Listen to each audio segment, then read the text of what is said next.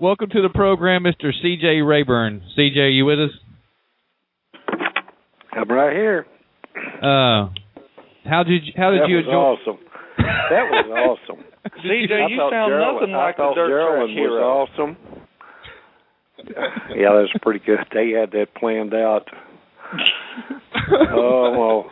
Well, it's just a rumor. It's just a rumor, yeah. That's just. But what about Frank and Frank? Well, Frank and Frank it wouldn't have been Nick and Frank, would it? I don't know. It's just a rumor, CJ. Just a rumor. And the dirt track hero, they done a good job right there. Well, how about this? Real quick, let me play this for you. Yeah? Hang on a second. Here it goes. It's the dirt track hero with dope in his pants. He's a dirt track hero. He's got... How about that? That was awesome. So what does a legend like yourself, CJ, think of all the talk of tire dope over the last week? I know you probably spoke. You know, years ago, James Essex had a 55 tire rule. Well, the tires had to punch 52. I had a bunch of old tires here. And I said, well, I could get these tires and bring them back to this 52. And these guys, you know, we could resell them and everything. But I worked on them things forever. And I got some of them done. And I believe it hurt those guys. I really do. Hurt them in performance or hurt them in health? Yeah, I really think it did. Now I know the asphalt guys, they live by it up here. It's chemical warfare. The go-kart people, chemical warfare. But honestly, they're looking at down in there. CJ, you get on them. You tell them you're on the telephone. These guys, well, they're in there listening to me. And oh, hello, guys. I can't hear I have a hard time walking and chewing gum. I'm a one-track mind person. I don't know. I think it's like traction control and a lot of stuff that the fads had.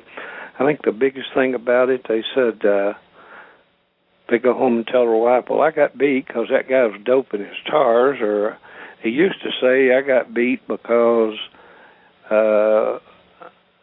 this guy had traction control, and I don't think any of that stuff ever worked.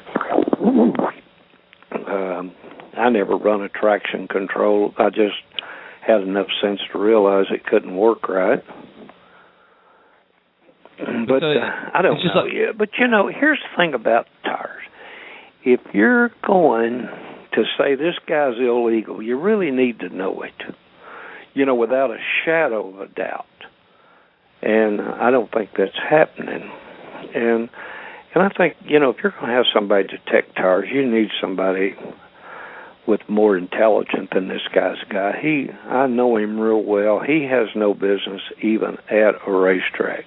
Probably a pretty good guy, but he has no business officiating or any responsibility at a racetrack. Well, CJ, listen. Well, here's what I say to that. I got a lot of respect for you, obviously, but I would say that they've done their due diligence when it comes to testing the sniffer, and I don't have any doubt in it. And I don't think one guy got caught. So this guy walked up, had a bag, opened the bag up, and blowed his breath down in it, and then stuck the stuff in there. And I never thought about it till a couple of days later, that air sniffer, we'd be playing with it, and you could blow your breath in it and make it go off. Well, here's how it works, though, CJ. They zero that sniffer out to everything that's around the sniffer. Yeah. Right? Okay, so anything that's introduced to it... Wait a minute. Let me tell you how it works. It's not accurate enough to do the damn job. That's how it works. And I've been around this stuff longer than anybody has. I saw that guy make a damn fool out of himself 2 or 3 years ago at East Bay. And Mike Vaughn is just the greatest guy for racing. He's really my truly good friend, and I'm saying, Mike, whatever you do, you need to get rid of that guy. And I know the guy. He's been here several times. He's eat with me and, been around with me. But he's still not capable of doing this. He's on a glory trip. You know what? Well, pardon? I just disagree with it. Don't ever doubt my word. I wouldn't say it if it wasn't that way. Now, he does not know. He does not know, and he shouldn't be. I've spent a fortune trying to keep racetracks and everything in order and trying to keep them going. And, I've spent my fortune on them things. And then you come up with a couple idiots here and a couple idiots there, and they ruin the damn sport because they're on a power trip. Well, let's look at it like this, though. Let's ask this question. Is there a problem with tire dope in our industry? A racer, you can't hold them down. They'll try anything. But is there? And well, here's the next question. Okay. Now here's what I've researched since this happened. I talked to Dennis Earp, and he said, I don't know how it ever helped. He didn't fool with it, but he didn't know how it ever helped. What little I know about chemicals and tires, I can't see how it would help. If you're going to do that, just get a soft, fresh tire. I talked to Marler just a few days ago, and he said, hell, I fooled with it. I really can't tell whether it's ever helped or not. I saw a guy put it on at the racetrack at Richmond one time, top driver. He said, watch this stuff, watch when it qualified. Well, he qualified about 8th, and when he should have qualified first and just run back there. He had ruined his tires with that stuff. I do know that when you put soap and water and you scrub your tires and you put them in a tire rack and you put your hand on them, your hand don't slip. And I know that lasts for a little while. And the soap and water seems to do better than grinding them. Why would a very prominent race car driver call the speedway 3 days before an event to ask what the numbers or the parameters would be for the sniffer if he wasn't concerned about it? Why would a driver do that? Well, here's what I would be concerned about. If Tim Sims was checking tires or motors or cars or anything, I wouldn't go to the racetrack. I've seen too many things out of it. And then my buddy Mike, which is really great and great for the sport, closes his eyes to the problems that he causes. Well, I guess, and I know of a lot of things that he's done a hell of a lot worse than he's done with these poor guys on these tires. But you can't tell me, CJ, that all these drivers are innocent from doping tires when you just said yourself that Myler admitted to using it to you. They have used it before, but he said he was not using it down there. And I don't know, he might have been the one that was checking it, but I would hate to depend on, if he says 3, I would sure to hell hate to depend on it being a 3. It's just according to who you are. Mr. Rayburn, did you know that one of the 4 people busted at National 100 actually walked up to the tech man and said, you got me, and shook his hand? Yeah, well, I'd say one of them admitted it. Uh-huh. The guy that admitted it, how did he qualify? Was he up front or way back in the back? As far as I know, I just know that his tire didn't pass inspection, and when confronted with it by the tech man, that the guy said, well, you got me. Yeah. Well, I would say that he was soaking tires. And that stuff could have been, well, I don't know. What I'm just saying, we are professional people. We spend millions and millions of dollars for the economy. You do not need to have somebody like Tim Sims at the damn racetrack throwing good people out.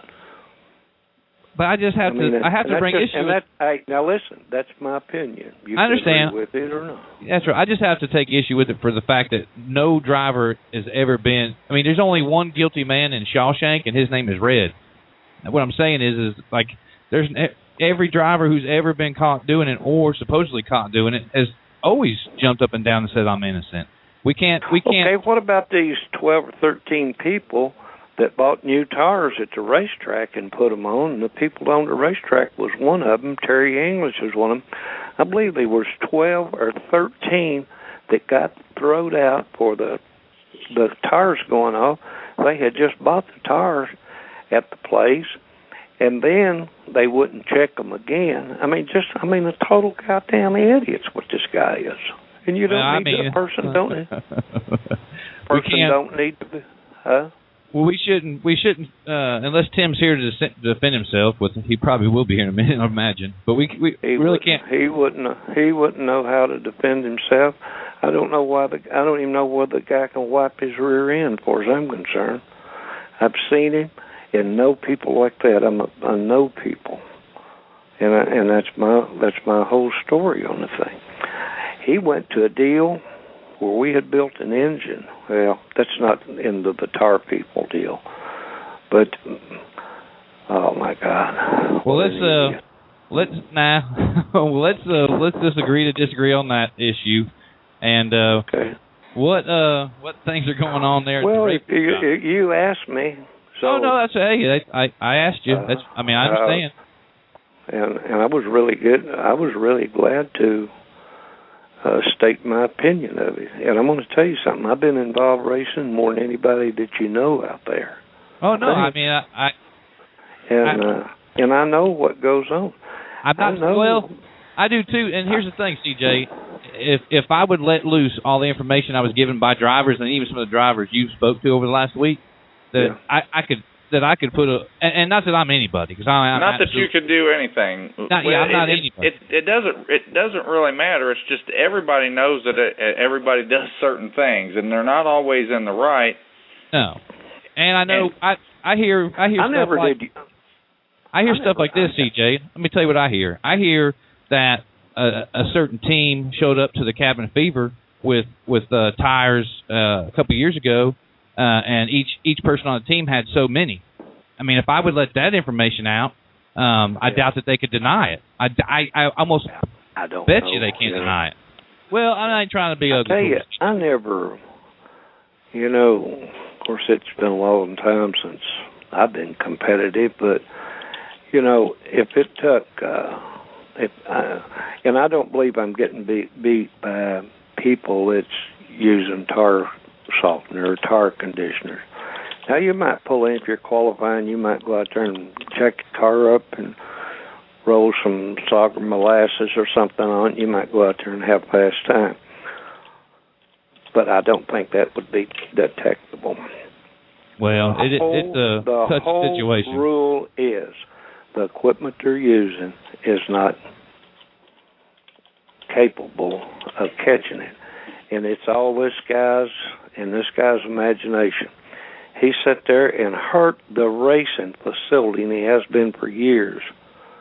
And that's what I'm trying to do, is build it up. And you don't need somebody that's not capable of doing the job. Would you get on a damn airplane with somebody that wasn't capable of flying a plane? I know I wouldn't. Did you hear that last skit? Not after that skit. I would never do that again. But what can we do about this, CJ? What do we got to do? Do we just got to let them play it out? I think that I don't know. Well, one thing for sure, you're not doing it right now. And I've been around where, like when we run our little Nazareth series, I've been around and watched those guys, and I never saw anything. I've seen people get I had a guy that was accused of it pretty hard, and I watched the guy pretty hard. Hell, I saw him go get a new tire, put on the right rear just before the race. He won the race. And everybody was complaining about him soaking his tires and doing all that stuff. And I knew damn well he wasn't. And that guy just won a race this weekend. So, Well, a lot of people are passionate about the subject, and we certainly appreciate you giving your just like I say, where the biggest problem with the tire softener and all that stuff is, the racer goes home and said, yeah, I got beat. That guy's using tire softener. And the guy probably don't even know what it is. Or that guy's got traction control. You remember a few years ago they was on that. The most of this problem comes where the guy's got to make up an excuse why he got his ass outrun. I never could make up an excuse. I just couldn't drive. Yeah. So would you say in your opinion that maybe it's not going on as much as we think it is? We just, as racers, we are always looking for the reason why we got beat. I don't think so. And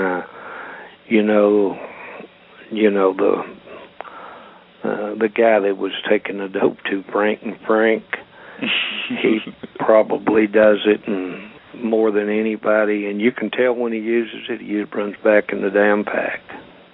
So, no, I don't think it's a big deal. I really don't. I think people just hurt themselves. You know, if you talk to the Hoosier Tar people about it, I believe that they would honestly say it doesn't do much for them. Now, asphalt, it does. But, you want a hard tire when the track blows off on pavement, on dirt. And I don't know. That's going to have to be for somebody that knows more about it than me to solve the problem. But if it was up to me, I could solve the biggest problem he got with it, and I wouldn't let Tim Sims even on the premises of a racetrack anyway. You can't, but I can. I mean, I'm plain spoken. Somebody said if you can't handle the truth, don't ask C.J. Rayburn. Yeah, that was I had a buddy ask me, tell me that actually, and yeah, but I mean, he needs to realize he needs to be turned over. He needs a spanking. I just think that you're discrediting a little bit too quickly when it comes to the sniffer. I mean, and take away any of your feelings for Mr. Sims. I don't share the feelings, but the sniffer, when used properly, can detect stuff. I mean, it's what it's built to do. Oh yeah, there's a lot of them. There's a Freon tester that'll work. There's a gas detector. They're all about the same damn thing. But I know the one we had, you might have to be drinking whiskey or something. If you play with it, blow your breath on it, it'll go off. But I never, of all the time we was doing that, I never caught anybody cheating on tires. Now, well, do you think that all the series out there, because there is rumors out there that maybe some people get away with it and others don't. I think if they use it, if you took 10 people that used it, it would hurt 9 or 10. It would hurt 8 or 9 of them. I really do. I don't think they should use it. I mean, for their own sake, racing. And then you go, if you don't use it, you go get thrown out for using it. I've seen all these people East Bay. Hell, I mean, like I say, I love Mike Bond to death. He's done a lot for me. He's done a lot for racing. But he could be a hell of a lot better. You don't think that, and let me just, maybe I can enlighten you a little bit. They, here recently, in the last couple of years, they've been using this thing for 5 years, 6 years now, but they've tested every known liquid on the market that people are using for tire dope, even Crown Cuts. Crown Royal. They've tested for Crown Royal, CJ. Yeah, they've tested Crown Royal, but anyway, but they've tested it up against tires that weren't treated, and the sniffer, told them that the tire wasn't treated or the tire was treated, and they sent both off to a lab, and the lab confirmed that the sniffer worked. Are you saying that that's impossible? I would hate to throw somebody out because my sniffer went off. But like I say, I never had any problem. And if I had, I would have probably let the guy change tires and kept him racing. And that's what I would have done. I wouldn't have sent them home. They put their heart and soul and all their money going to a racetrack, and then let somebody like this check their damn tires and send them home. Well, we certainly appreciate you coming on, CJ, and talk to us about it's a very passionate title, tire doping these days. And well, it is. It's like I say. It's most of it. 90% of it is people says, "Well, I got beat because he's doping his tires," and the reason that guy runs so good, he's doping his tires, and that's what you're saying here. He's running it good because he's got traction control. A couple of years from now, it'll be something else. And so I don't know. I think. I believe that if you wanted a real true story about it, whether it helped the tires or not, I believe I would be talking to Hoosier and see if this stuff actually does help. I think the stuff you would put inside of them. Well, Hoosier tell you once they buy the tire, they don't give a damn. Well, of course they don't. Put it on. Because they want you to buy another tire. Yeah. Yeah. I think that people walk, and before we let you go, CJ, like I'm going to tell you, I thank you very much and appreciate you coming on. I've got a question for CJ, though, before he goes, Webb. All right, go ahead. If you want, I'm hearing all kinds of rumors up there, CJ, that you guys got a bunch of stuff brewing. You got to give us a little bit of what's coming forward from Rayburn race cars. We are getting some old customers back that really needs to be back. They're getting out of some Bloomquist cars, or getting out of some Rocket cars, or getting out of some Pierce cars and some more. But we're on this thing where we got the swing arm roll steering, and we can control it real well. We can start off with more push point on it without gaining too much. We got a new ladder or pull bar on it. The pull bar was quitting working when we had all this going, so now we got a new pull bar where this thing is on the bottom part is on a slider, so it don't quit working. And cars are real good.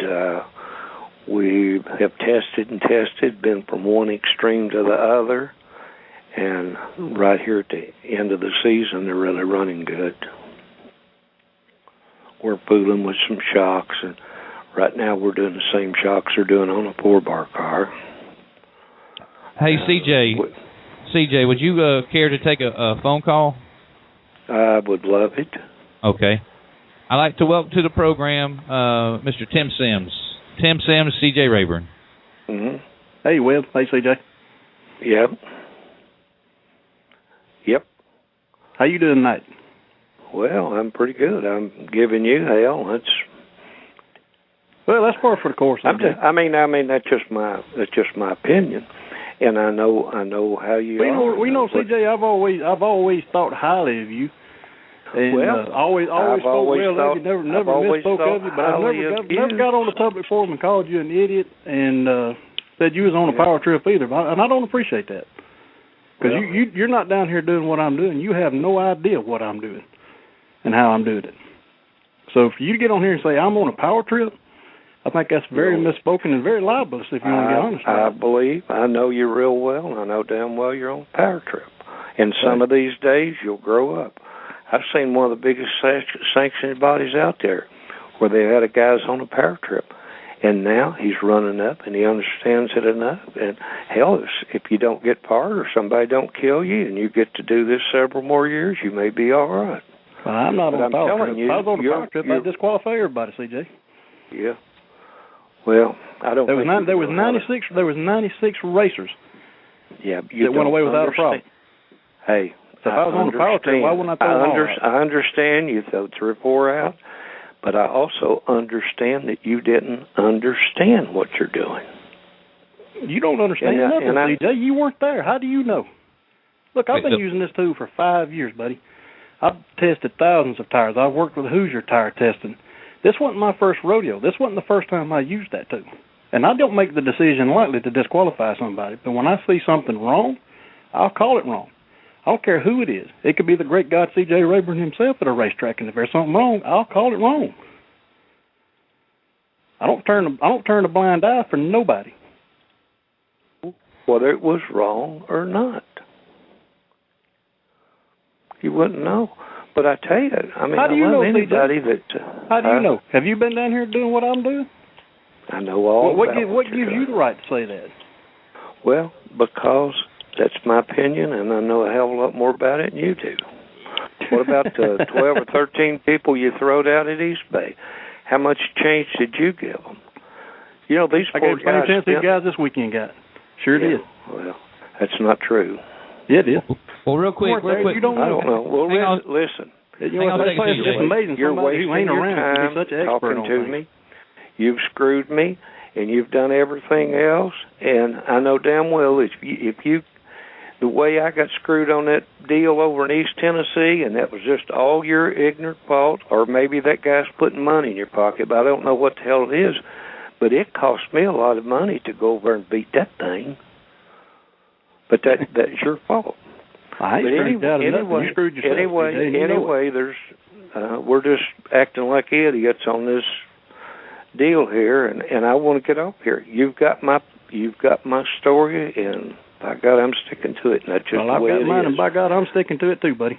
You go down there, and a lot of people won't go to a race because they got some damn idiot checking their car. That's funny. I've had more people calling about coming next year than there was there this year than weren't there. Well, if we do the same thing next year, they'll be there next year. So, well, Tim, don't hang up. I want to talk real quick. I mean, just. Good. I'd like to talk a little bit. CJ, thanks for calling in. I just wanted to make sure Tim had a chance to defend himself, and appreciate your time tonight, sir. Okay. Thank you, CJ. We'll talk. Now, Tim, I mean, obviously, it was Obviously, CJ put Webb in a bad position. Well, CJ's got a right to his opinion. I understand that. And that's listen. But it's hard for me somebody to to sit there and formulate that opinion when they're not around and don't know what's going on and hadn't been behind the scenes doing the testing that I've done and know what I'm not on a power trip. I mean, Webb, you've been around me at racetracks. How many times have you heard me say it don't do anybody any good to have to disqualify anybody? Well, listen, and the whole point of talk is listen. I'm a little disappointed that CJ would even go take it to a personal level. That was kind of I didn't see that coming. I feel a little bit set up by CJ and maybe the people at his camp. I don't know because it seemed a little bit torpedo-like. Well, Webb, you can't feel set up at all because the man's entitled to his opinion, however he feels. He certainly is. He certainly is.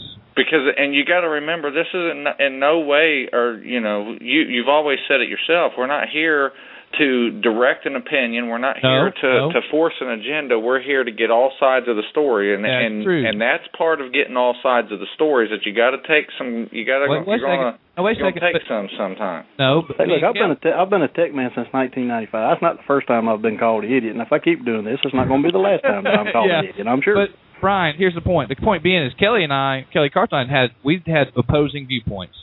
Did either one of us call either one of a fucking idiot?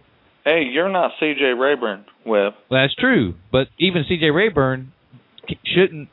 Well, C.J.'s been racing long enough. He's the matter that thinks that his opinion is the only one, and he's got a right to talk about anybody that he wants to, and it's supposed to be okay. And that ain't the case. I don't think. I've never poor mouthed C.J. And I'm going to try to be a big enough man to not poor mouth him after this. I mean, I've got no problem with CJ, and I've admired him what he's done for racing. Oh yeah, over the years. But there's sometimes when you just overspeak and speak out of turn. And I think this is one of those times that he has spoken out of turn. You had the right to come on and defend yourself, Tim. That's why I made sure you knew to. And I'd like to go back just a minute, if you don't mind. Go ahead. You got 20 minutes. Kelly was talking earlier, talking about the RKI 2 instrument that they tested with, and that is not the same instrument that I use. It's based off the same instrument, but the instrument that I use was built by a racer who has fooled with tire prep over the years in the go-kart ranks, and that's where he basically started with it, was trying to put a stop with it. And the instrument that I used is built specifically for tire prep. It is totally reprogrammed. All the guts inside are totally different than an RKI2 that you go buy from Eagle Instruments. The box looks the same. The shell of it looks the same, but it's totally different. And the way the probe on this instrument is, you kind of made the comment about picking up WD-40, anything that's just sprayed around. Well, that's not the way this thing works. It's constantly circulating air through it. And you zero it to its ambient air surrounding. So if it's picking up something before I get to a tire sample, the meter's going to show me that it's reading something. And I know that, I'm not getting a good reading. But when I put the probe, the meter's at zero, when I put the probe up against the tire, then I take that reading. It's getting directly off that tire. Or if I get a bag of air as a sample air out of the bag, and when I put it up to the probe, it's drawing air straight out of that bag. That's what it's reading. It's not reading everything else around that's coming to it. That's just not how it works. I know the lab that he's talking about, just a story in our defense.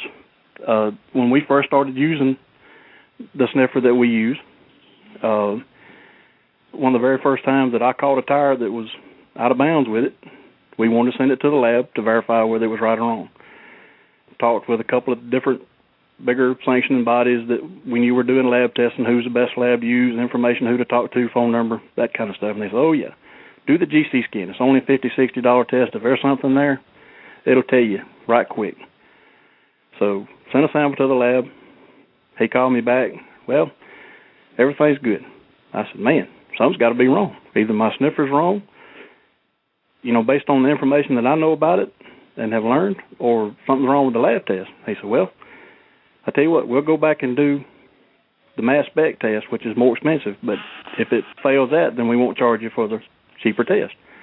So we went and did the mass spec test. It came back, the tire had 15 different chemicals in it that wasn't supposed to be there.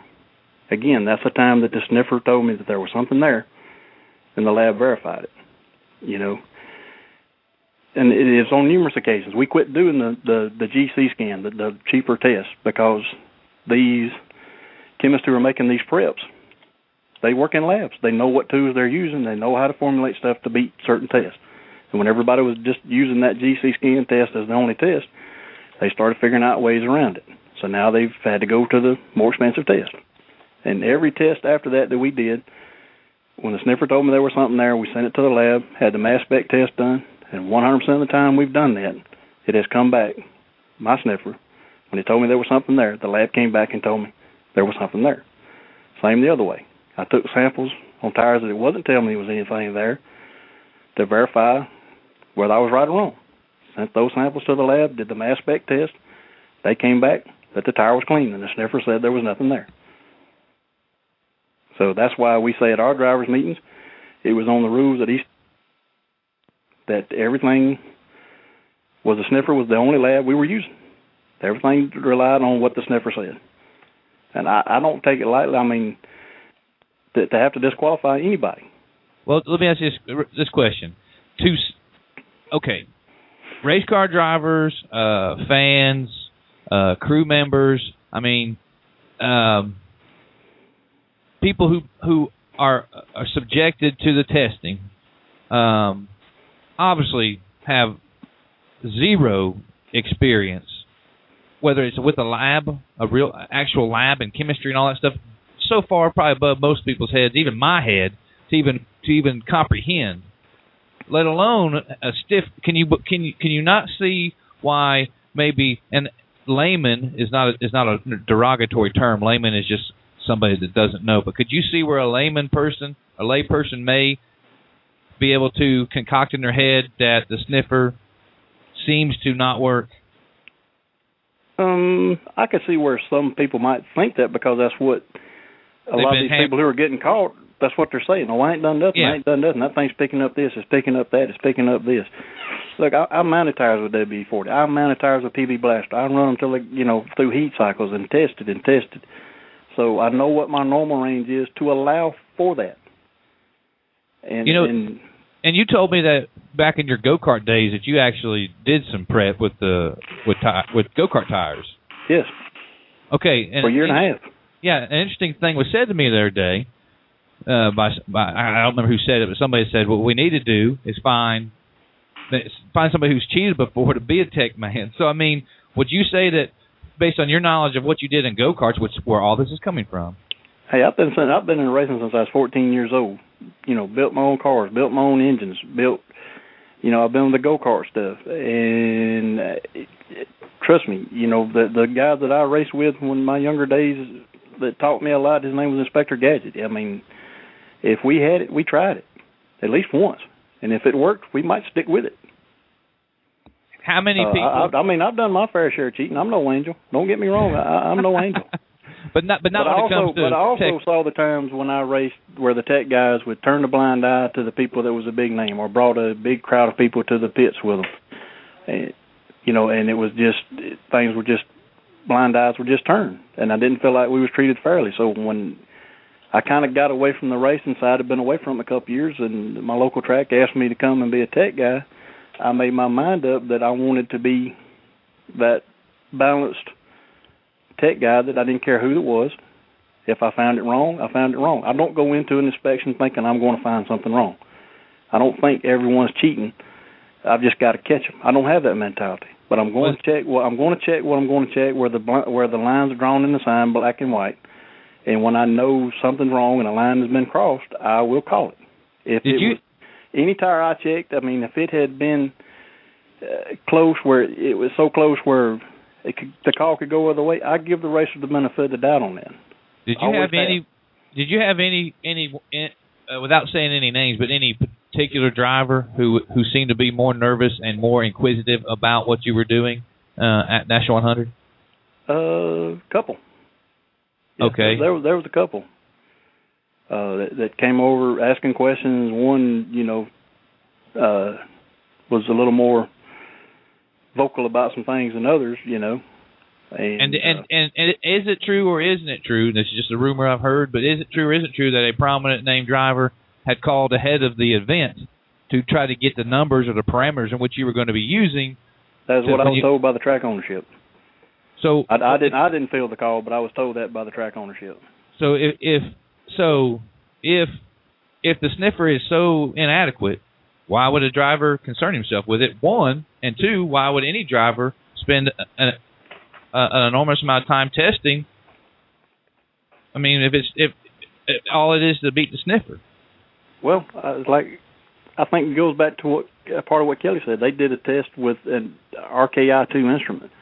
It's not programmed the same. They may find something that beats that instrument, but it's not programmed specifically to check for prep. That may be why they thought they're beating it. I don't know. I can't say. I mean, I don't know what these guys have in their trailers, what tools they're going to buy. But I know as a tech guy, I spend my money on the best tools to do my job. And if I don't think the tool does the job or does me any good, I don't keep it in my toolbox. I don't take it with me.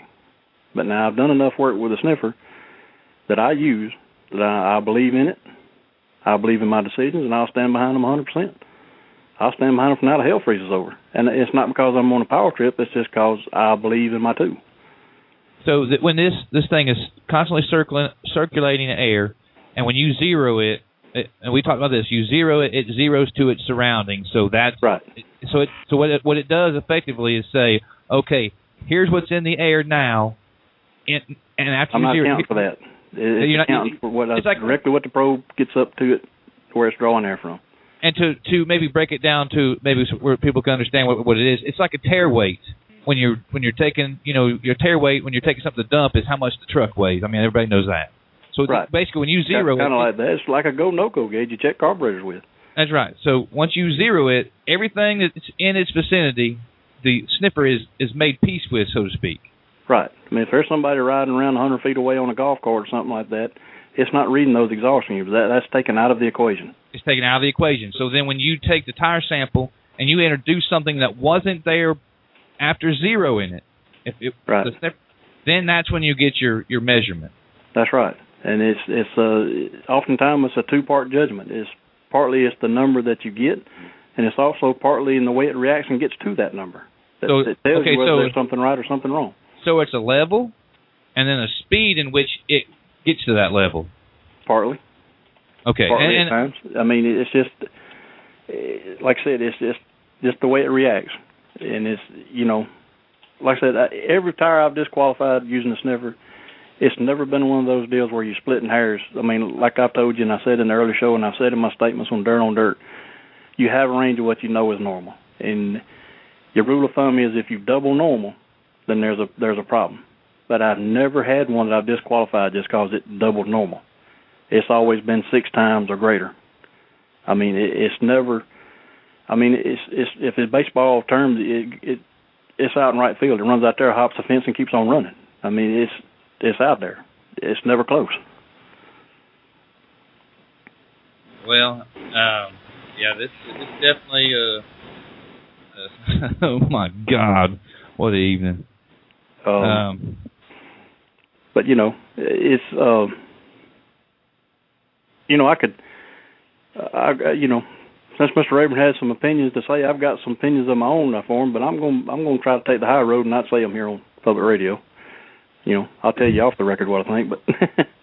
Well, I mean, but a lot of people keep fussing, saying, I've gotten emails all week long about what I'm going to do to allow for redemption and this, that, and the other for the disqualified drivers, and I've sent them all a copy of the rule that we had last weekend, and I'd like to read it. I know you said you read it, but if you don't mind, I'd like to read it right quick.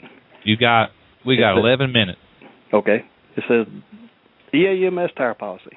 East Alabama Motor Speedway has a policy of no chemical treating or altering of tires. This applies to all divisions at any time throughout the weekend. A competitor's tires may be checked at any time for treatment. The tire sniffer will be the only tool used for checking tires for chemical treatment. Anytime a tire is deemed to be treated or a chemical presence is detected by the sniffer, the driver will be disqualified, and the treated tire will be confiscated by EAMS tech officials. The tire sniffer will be the only means of testing tires for chemical treatment, and all decisions are final. Fair warning, if you have ever treated any tires on specific wheels, you need to make sure to steam clean those wheels, remove all labels, and change valve stems. Tires may also be checked with a durometer to ensure maximum durometer requirements are correct. All officials' decisions are final. And only and decisions officials' decisions are all final in bold letters and underlined. Every driver that raced that weekend, and it's got at the bottom where the driver, I understand and accept this, signed off on this agreement. So don't understand the rule, and then when you get in trouble, go say, oh, you got to do something different. Oh, a couple things that the internet's wanting to know. One is, you said the sniffer is specifically calibrated to detect tire prep. I don't know quite how to ask, but how is it specific? Well, I think I can answer this, and a lot of people think that the sniffer is going to specifically find tire prep. And you correct me if I'm wrong, Tim, but when you guys are using that meter, you're looking for specific components, not necessarily a generic, just a generic form of tire prep. People got to understand there's certain active ingredients in everything. Right. There are certain specific components that are fairly common in all preps. That's what makes them work and become a good prep. So that's part of what is extra sensitive to. And fines. You're taking readings, and this is just me asking here. Are you taking readings at the racetrack and comparing them to old data where you've done testing and made a catalog of results when you were testing? Yes.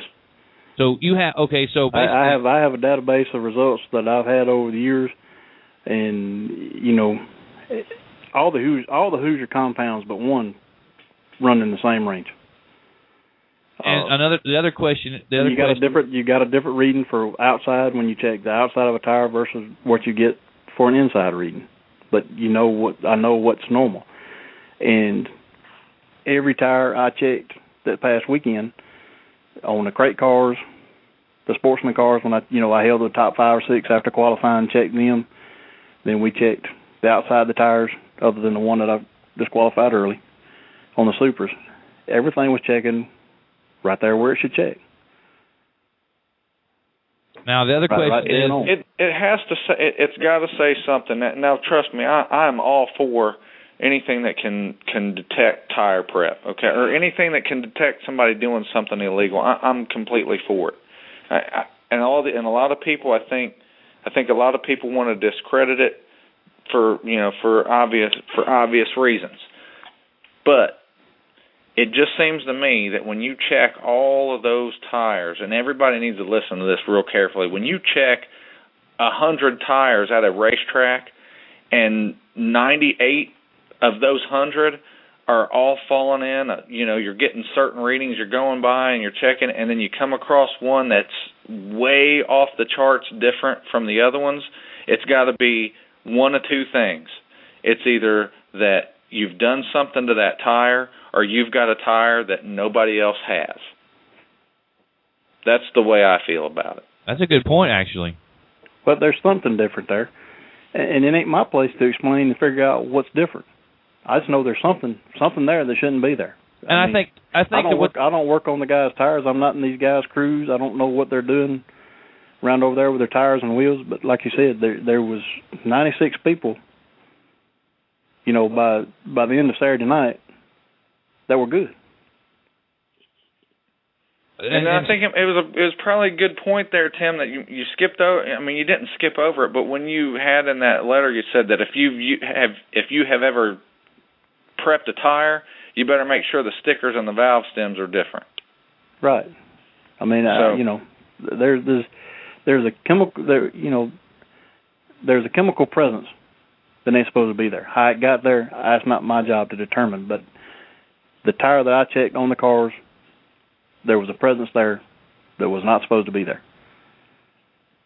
Why was the last question from the internet? One of the listeners asking, why wasn't Marlar's tire confiscated? He refused to give the tire up for confiscation, to be confiscated. That was his choice. He could have given the tire up for confiscation as per the rules and started in the rear of a B main. And he said, I ain't giving you my tire, and I ain't starting in the rear of a B main, I'm going home. I said, well, that's your choice. He's gotten on the internet, and he said that I told him to dismount the tire so I could check it further, then refuse to check it further. And I've got witnesses to this. I never told him I was going to check the tire further. I told him to dismount the tire to be confiscated. As per the rule sheet. Well, and what would happen? Let's say he would have given the tire. What would happen to that tire? Would it just been destroyed, or what? It'll be destroyed. Well, make sure it don't end up back on the car anywhere as a prep tire. Yeah. Well, all right, Tim. Thanks for calling in on a short notice and wanted to give you a chance to defend yourself. I didn't really think that I don't want to take anything to a personal level, and I don't really want any of my guests to take it to such a personal level. Well, that's kind of par for the course when somebody's caught wrong on stuff. They want to take things to a personal level, make it a personal issue. And for me, it's never a personal issue. Any of the drivers that were disqualified this past weekend, it wasn't a personal issue against them drivers. I mean, all four of them, I don't know. I honestly do not know them. But the tires that was on their race cars checked wrong, and that's what was disqualified, was the tires on their race car. It had nothing to do with the persons involved. And I don't know if this has been asked or not, but has anybody asked, can we check a tire before we go out? Do you give them that option? Yes, that has been asked, but some of these chemicals you can check them when the tire's cold, and you may not get a reading. But then when he goes out there and goes through a heat cycle, then you're going to get a bad reading. And then I'm an asshole all over again because, well, you just checked and said it was right. So... But I mean, would that be an option? If I did that, I'd be 300 cars there all weekend. If I started checking one ahead of time, then I'd be over checking everybody's ahead of time. Then we'll never get nothing done. Well, Tim, we check tires when we check tires. Before we let you get out here, because we're probably going to get cut off here in a minute, I just want to let you know that Kelly Carlton is making a statement that he wants you to know that he would never judge anything that you did at the racetrack or say anything poor in nature concerning your methods. And he said he applauds that Neesmith does what they do to help police it. So just so you know, he said he wanted you to know he was very respectful of your ruling and you in general. Well, I appreciate it, and for the series that's what we go by. We announce it at every driver's meeting, and I know it's created some controversy and some flack, but I'm going to keep using the same tool and do it in the same way I do it until the boss man tells me not to anymore. We'll be in Ocala using it, right? Absolutely. All right. Well, thank you, Tim. All righty, bud.